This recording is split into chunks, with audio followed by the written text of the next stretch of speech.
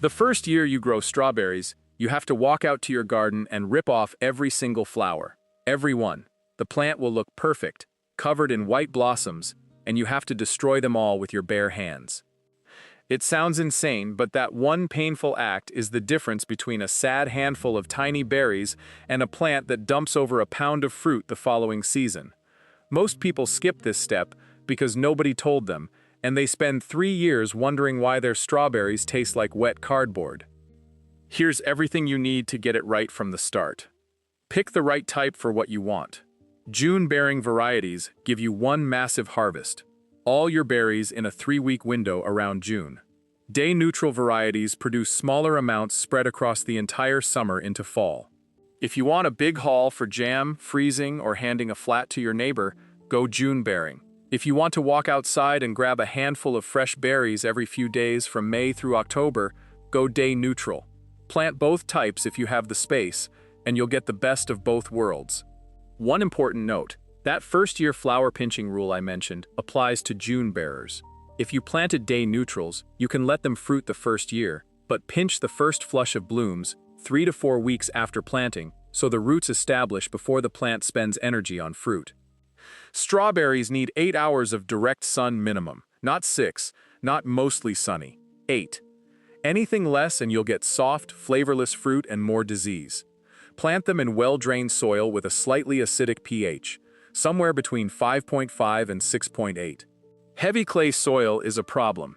If water pools around your plants after rain, either amend with compost and perlite or build a raised bed. Soggy roots invite a fungal disease called Phytophthora, and that alone can wipe out 40 to 60% of your yield.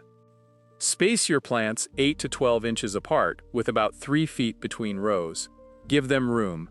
Crowded strawberry plants trap moisture against the leaves and fruit, and that moisture breeds gray mold faster than anything else in your garden.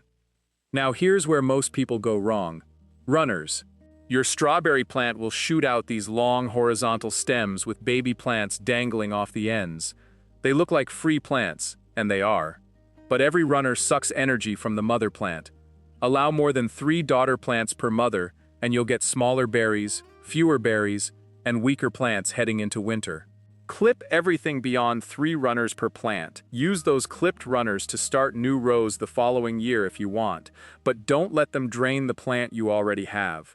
Water consistently, about 1 to 1.5 inches per week during the growing season. Strawberries are 90% water, so if you skimp on irrigation during fruiting, you're literally dehydrating your harvest before it begins. Use drip irrigation or water at soil level. Overhead sprinklers wet the leaves and fruit, which is an open invitation for fungal problems.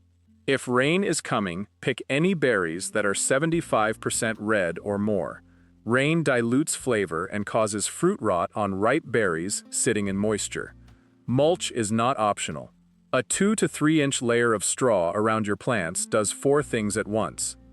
It holds soil moisture, suppresses weeds, keeps ripening berries off the ground away from slugs and rot, and insulates roots during winter.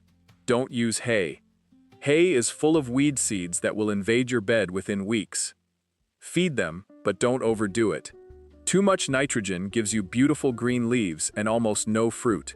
Use a balanced, slow-release fertilizer at planting, then again when you see flowers forming in the second year. For June-bearing types, the critical feeding window is right after you finish harvesting, late June into early July. That post-harvest feeding is what builds the energy reserves for next spring's crop. Miss that window and next year's harvest suffers before it even starts. One detail that separates great homegrown strawberries from forgettable ones. Let the fruit ripen fully on the plant. Grocery store strawberries get picked early so they survive shipping. You don't have that problem. Leave them until they're deep red all the way around. The flavor compounds develop in the final 2 days on the vine, and no amount of sitting on your counter will replicate what the plant does in those last 48 hours. Replace your plants every 3 to 4 years. Root the daughter runners you've been clipping into a fresh bed in a different spot in your garden, and retire the old mother plants. Don't plant strawberries where you've had them within the last 3 seasons, or where you've grown tomatoes, peppers, or eggplant. They share the same soil-borne diseases, and planting in the same ground is asking for trouble. So rip off those flowers the first year, keep runners under control, mulch with straw not hay, feed after harvest, and let the fruit go full red before you pick. Do all that, especially that painful first-year flower pinch, and by season 2 you'll be handing bags of strawberries to every neighbor on your street.